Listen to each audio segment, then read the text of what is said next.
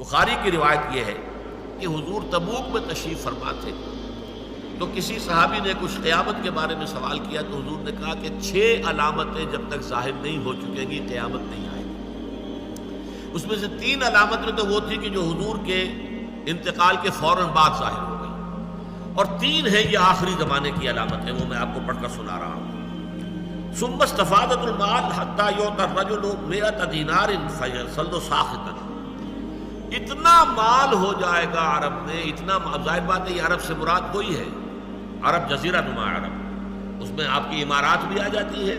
اور یہ سعودی عرب بھی آ جاتا ہے، یہ سارا مال اور دولت کا جس طریقے سے وہاں پر پانی کی طرح پھیل رہا ہے، مال اتنا عام ہو جائے گا کہ یہ حالت ہو جائے گی کہ ایک شخص کو 100 دینار بھی دیے جائیں گے تب بھی وہ ناراض ہوگا، کیا دیا مجھے، کچھ بھی نہیں دیا۔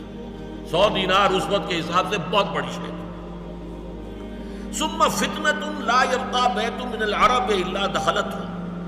پھر ایک ایسا فتنہ آئے گا کہ عرب کا کوئی گھر نہیں بچے گا جس میں وہ فتنہ داخل نہ ہو جائے۔ یہ مغربی تہذیب کا فتنہ، عریانی کا فتنہ، بے حیائی کا فتنہ، شراب نوشی کا فتنہ، زناکاری کا فتنہ، کوئی گھر جو ہے بچا ہوا، گھر گھر میں جو ہے، میں نے تو خود دیکھی ہے جا کر، گھر گھر میں وہ وہاں پر جو ہے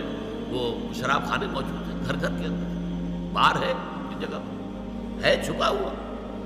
لیکن یہ کہ سارا معاملہ جو ہے جس طرح وہاں پہ فحاشی اور عیاشی جو ہے پھیل گئی ہے، اور ان عرب امارات کے اندر جو کچھ ہو رہا ہے کہ کوئی گھر نہیں رہے گا جس میں کہ فتنہ داخل نہ ہو جائے۔ ثم ہدنۃ، اس کے بعد ایک صلح ہوگی تمہاری، تکون بینکم و بین بنی الاصفر، جو تمہارے اور یہ زرد رو لوگ جو ہیں وائٹ پیپل ان کے درمیان ہوگی۔ فیغدرون، لیکن ایک موقع پر آ کر وہ صلح توڑ دیں گے، بغاوت کریں گے، بے وفائی کریں گے۔ فیاتونکم تحت 80 غایۃ تحت کل غایۃ 12 نفر الفا، کہ پھر وہ تم پر حملہ آور ہوں گے 80 جھنڈوں کو اس کے ساتھ لے کر، اور ہر جھنڈے کے نیچے 12,000 کی نفری ہوگی، 12 8 96، تقریباً 10 لاکھ کی نفری کے ساتھ یہ حملہ ہوگا۔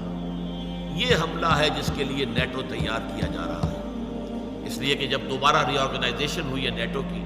تو پوچھا گیا ہے کہ کس کے لیے تیاری اب ہو رہی ہے؟ USSR تو تحلیل ہو چکا، ختم ہو چکا،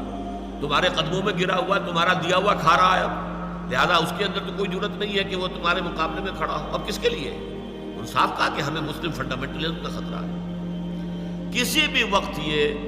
جو بھی اس وقت ہو رہا ہے اسرائیل میں اور فلسطینیوں کے مابین، اگر یہ آگ بھڑک اٹھی، کبھی اگر قبۃ الصخرہ گرا دیا گیا، مسجد اقصی گرا دی گئی، پھر جو ہوگا طوفان جو آئے گا اس سے پھر ایک بہت عظیم جنگ کا معاملہ ہے۔ اس حدیث میں الملحمۃ العظمیٰ کہا گیا، عظیم ترین جنگ،